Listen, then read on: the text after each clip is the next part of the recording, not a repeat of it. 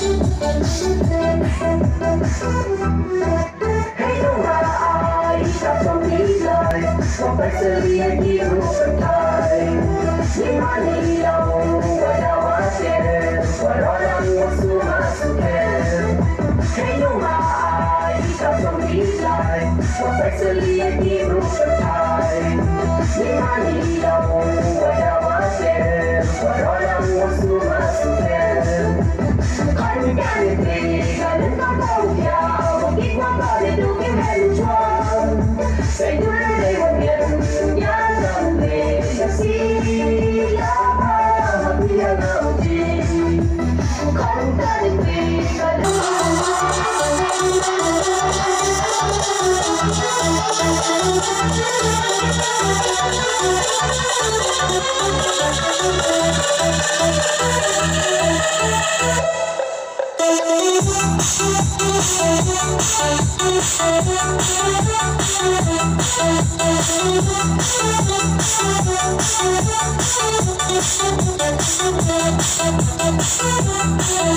Hãy cố gắng một không có thể lắm ao tình hội cần đi kịp lại đi lên cao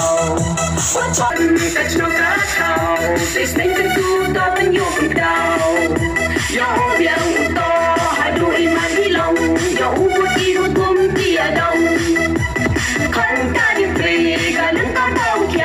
một kiếp qua gọi để đủ kiếm hết mình chua Say đôi đây một nhật nhá ra mình về là xí lá ta đi hàng nào mình chi Khăn ta đi về cả lưng ta đau kia một kiếp qua gọi để đủ kiếm hết mình chua Say đôi đây một nhật nhá ra mình về là xí lá ta đi hàng nào mình chi